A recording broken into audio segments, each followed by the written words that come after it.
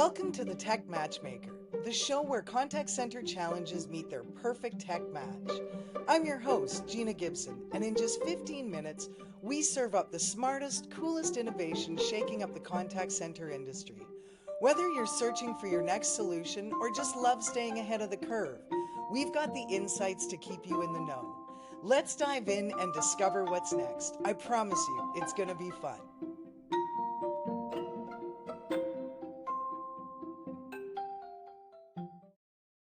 Hi, everybody. Today we are chatting with Bryce Cressy, the VP of International Partnerships and Strategic Solutions from Nutun, and he's going to talk to us about the AI-empowered BPO space.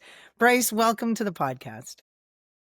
Gina, thank you so much for having me. It's a pleasure. Now, we can tell from the accent, Bryce, you're clearly not from the U.S., so why don't you tell us a little bit about yourself? I am from South Africa, Johannesburg specifically, born and bred in Johannesburg, but thankfully get to see, as beautiful as South Africa is, I get to see the US quite a bit, I get to see the UK quite a bit, and I always end up coming home and have no plans on that changing in the near future. Excellent. And Bryce, tell us one thing about yourself that we may not find on LinkedIn. Sure. Well, I'm relatively active on LinkedIn. I do share quite a bit. So I would probably say something that I don't share as much is I am a huge animal lover and wildlife fan. So I go to the Kruger National Park very, very frequently in South Africa. I love the serenity that the wild brings. Kind of go there for a recharge, and it's fuel for the soul for me. So certainly wildlife safari lover. I love that. It's on my bucket list for sure to get over there. So I'm envious. So You must tell us, come. yes, what is Nutun? What does Nutun do? Tell us a little bit about what Nutun's all about. Fantastic. Well, Nutun is a publicly traded outsourcer, but we're more than that. So we're providing outsourced CX and debt collection solutions to enterprises around the world in a boutique, specialized, and consultative fashion. We are providing 6,000 proprietary AI to augment CX and debt collection solutions globally, whether that be for retailers, banks, travel providers, utility companies, telcos. We're providing tailored, customized solutions that aren't just simply a bum on a seat. As lovely as our people are, we are augmenting our people with technology, but also with process changes, with operational model redesigns. We like to think we're partners. We are not just executioners from a decision-making and a customer experience perspective. Thank you for that. Tell me now, sometimes we hear people might have concerns about an offshore BPO or whatever the case may be. How would you address those concerns? Well, one thing I'd say is come to South Africa and see for yourself. I think that addresses a lot of concerns because people, especially I think South Africa is a bit of a newer destination to the US. So I think there's might be a bit of misconceptions on what the country has to offer. And I think often when we've got clients and prospects visiting, it changes their perception quite rapidly about the country. I think some concerns are data concerns, technology and infrastructure concerns. Well, we have one of the most accessible countries from a fiber and internet perspective across the globe. Everything comes through the southern tip of Africa, and that is where we are. From a data perspective, we have all the certifications that the US companies and enterprises and regulatory bodies are looking for. And I think one thing, if you ever come to South Africa and you see our banking system and you live in the US, and you see what we have accessible to us, the infrastructure, the security, the digitization and technology, you'll be astounded because South Africa is in very many places a third world country, but with first world infrastructure, governance, and technology. And certainly I think there might be an issue, there might be a conversation around with offshoring being a reduction in quality that you can get from a customer experience perspective, as well as maybe some accent concerns that are people in the US like wanting to hear an offshored accent. South African accent, as you can hear from my accent, is very neutral. Some people get us confused with English, so from Britain or from Australia, very similar kind of cultures, and that's what you can expect as well as from a quality perspective, very similar to onshore US, onshore UK as well. Excellent. It's funny because we were just chatting a little bit before you joined for the podcast, and I said, the South African accent, it's one of the most pleasant to listen to, right? As far as that goes. So we're with you on that. Now, one of my favorite parts of Nutun, and I think another one of maybe your differentiators, is the transformative impact that you have in the community. And there's no other business out there that I know that does what you guys do from a philanthropic standpoint. And that is something very near and dear to my heart. So can you talk to our listeners a little bit about not just, it was a great overview of the company, but how you help your community as well? Yeah. And I think the biggest driving factor that brought me to Nutun, but not Nutun specifically, all the BPOs in South Africa, we have a very similar stance in that there's a lot of inequality in South Africa. There's exorbitantly rich, wealthy, affluence, amazing, beautiful houses that you see with the top 0.5% of the world. But there's equal poverty as well as severe inequality and hardship that many of our people in South Africa go through. We have an unemployment rate of over 36%, which is, I believe, unfortunately, the highest in the world. And 60% of that, I think even more than 60% of that, is people between the ages of 18 and 35, which we consider youth. Now, that 18 to 35 is supposed to be the future of your country. It's supposed to be the foundation of where the country is going. And I think the thing, again, that drew me to the BPO industry is the fact that one client from the US that outsources their support to South Africa can affect thousands of people in South Africa. And one person takes care of 5 people in a household in South Africa. So 1,000 agents takes care of 5,000 people. Mm-hmm. So it's an easy sell, right? When we are selling South Africa and offshoring South Africa, because we see it day in, day out of the inequality of I'm privileged to have an opportunity. Why can't my neighbor next to me have the same opportunity? And call center is a stepping stone to get that opportunity.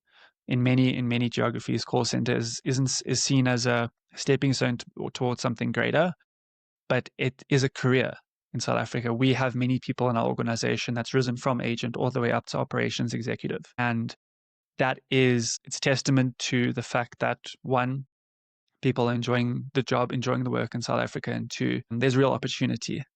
And I think something else that's very close to my heart is Nutun works with a company called Shadow Careers in South Africa that is actually taking people from townships in South Africa. So where we see a lot of informal settlements that sprout up just because there's not enough housing for everyone else.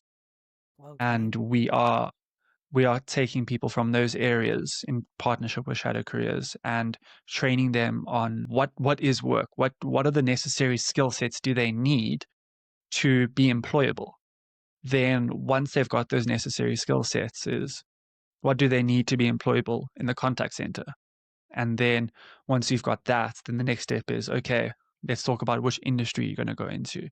And then in partnership with the Strive Academy at Nutun, it's ensuring that they are employed from an industry perspective and then going further into what the company's training is as well. So it's really taking them out of townships, out of very informal areas in South Africa and giving them something that they wouldn't have had before, that 36% of people in South Africa don't have. And one more thing that I can talk to from an impact perspective is our One Agent, One Child initiative that many of our US partners and US clients are partnering with us on. One of our biggest customers, top 10 US bank, they chose South Africa and chose Nutun specifically because of the impact that we're making and the ability that they can invest through us into the community in South Africa. And their investment is helping for every one agent that they bring with us, one child goes through foundational literacy, which is the crux of a child's education, is reading, learning how to read. If they can't read, how can they further educate themselves? And currently, I think that campaign is supporting about 200 kids just to read. And that's one business. Imagine, and I know we're not unique to say that we're the only one doing incredible things for the community in South Africa. Many of our partners, many of our competitors in South Africa are doing the same thing, which is fantastic. So we often say we're not selling Nutun, we're selling South Africa. I love that. And you know, when you talk about the stories of pulling people from these communities and helping them, you know, learn how to work and what the skills are and that kind of thing, that only breeds more satisfaction and confidence in themselves, which is a better employee experience, which is going to lead to a better customer experience for your customers in the end as well. Exactly. And it comes from a perspective of enthusiasm as well that you wouldn't get, because you're giving people a real opportunity and they're very grateful for that. And that expresses in their personality, in their energy on the phones, on emails, on chat, that reflects in a positive customer experience as well. I love that. Now, Nutun has spoken, just pivoting a little bit to the AI side of things, because of course that's what everybody's talking about these days. But you guys have spoken openly about ethical AI. What does that mean in your business context? Can you talk a little bit to the people listening to this and help us understand that? So I think ethical AI has a couple different meanings depending on how you're looking at it. The way we are talking about ethical AI and CAI is AI to augment and empower agents. AI, from an outward perspective, is not trying to mask that AI is actually human and not trying to pretend that it's human, but it's there to perform a specific task. So Nutun ourselves, we've deployed and developed our own voice AI technology that's acting as an outbound agent today. But it's never going to take away complex workflows from agents. It's not going to take away the empathy that is so crucial and fundamental to humans. It's not taking away that one-to-one human element that we all crave, but it's used in a way that is very specific to simple, monotonous tasks that agents don't actually want to do in any case. Free them up Yeah. for something more complex, something more meaningful.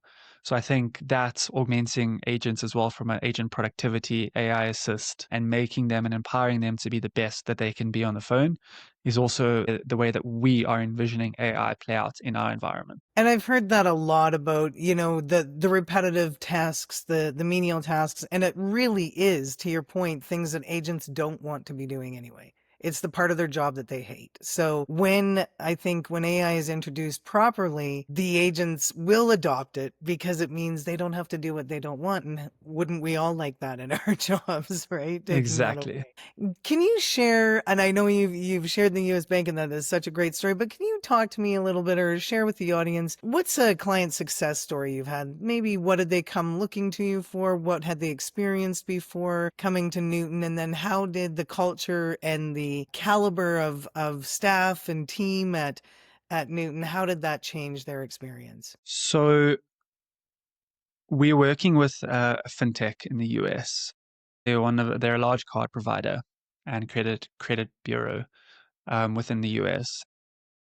They came to us looking for something more than just do as you're told, just bums on seats, not adding value. They came to us because they were sick of the same old, where they are going to a call center or a BPO and they're getting the lowest cost at the lowest price for the lowest output and the bare minimum. I think where we change the game for them is diving into fraud is obviously on the rise globally, right? Especially within the US. Mm-hmm. In South Africa, we have tons of case studies of the South African banks dealing with fraud in a really robust, secure, and governed way. And we've taken some of those examples and we're trying to and doing our best to put them into very slow moving and rigid, complex financial institutions in the US, this fintech being one of them. And we at the moment are redeploying their fraud management call center operation. So it's coming from a point of understanding their current process, what is going on in their fraud operation, how have they segmented their teams, how are they working together, how is their technology working together with their teams as well, because there's 4 or 5 systems in play at any one time that an agent is needing to navigate. And we have broken it down to the bare bones and are currently rebuilding it from the ground up to ensure that there are industrialized silos per fraud instance per customer experience pod, should we say, of agents.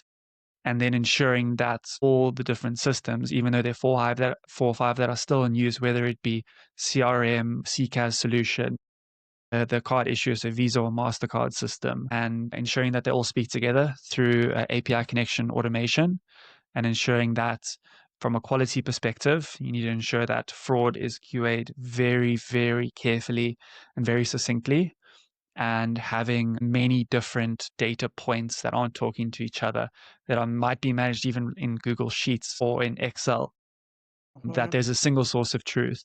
And we have specialized agents to be extremely good at A and B, and another agent to be extremely good at C and D, instead of expecting one agent to subjectively handle A to Z in that process and do it their own way with little consistency in that process. So sometimes just going back to basics and going to simple, robust governance is the best way to innovate. I love that. And is there any specific like ROIs or KPIs that clients typically come to you saying, please help us fix this? Like, here is where we're lacking. Is there anything that you're seeing trending right now from that perspective? First call resolution is certainly on the rise, and that's my favorite with AI is that it can give agents the ability to resolve a call at the very first point of contact with that customer because they've got all the information that they need. We are thankfully seeing less of AHT efficiency because my own opinion is that AHT is an antiquated metric, and we need to be moving away from getting a customer off the call as quick as possible to solving their query the first time, no matter how long that may take. So I'd certainly say FCR is the real trending one at the moment. Yeah, and you mentioned credit. Is there any other verticals that you work with, Bryce, or is credit your main focus? Credit and No, it's one.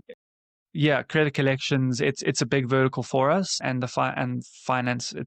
Broadly, finance is big for us, but we have tons of retail clients in the UK and US as well. Travel is very, very, very trendy as well. But I'd say telehealth and virtual health is on the rise. We are seeing many, many unicorns that we're working with now that are growing incredibly because there's so many appointments and issues that people don't want to be going to in person for, that they'd prefer to have it done virtually. And that is where Nutun is excelling at the moment as well. Excellent. Thank you for noting that, because I'm sure there are a lot of people listening that are in that healthcare sector, and that is great to know. Are there any emerging trends other than the telehealth that you were talking about that you're particularly excited for or preparing for? The use of voice AI as well as real-time voice translation is certainly something that we're looking into. We've recently developed our own, as I said before, our own outbound voice AI agent called Zoe, that if anyone listening to this was at CCW Vegas and you may have come past our booth and had a demo of Zoe, let us know what you think. We thought it was very popular and a very specific use case of being very good at collections, payments, information gathering, and then having English as the base language and having the ability to communicate across the globe digitally and over the phone through voice translation solutions is also on the rise. And we're seeing a lot of German interest, a lot of French interest, a lot of Spanish interest, because we already provide that energetic, empathetic agent in South Africa at a significantly lower cost than you will be getting onshore UK and US. Layering that agent on with next generation technology is, I think, going to be the future.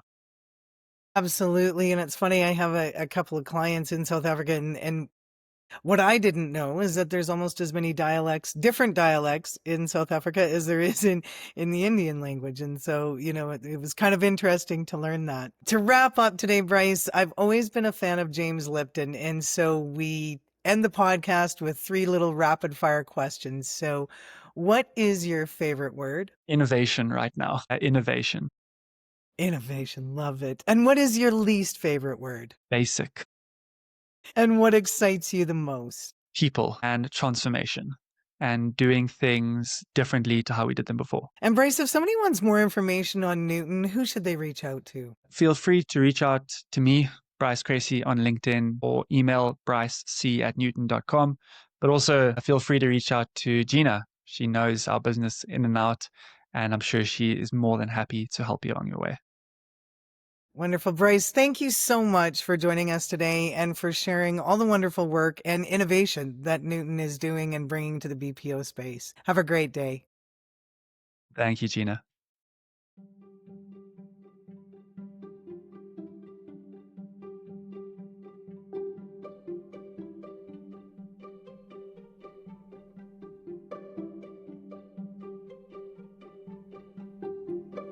Thanks for hanging out with us on the Tech Matchmaker.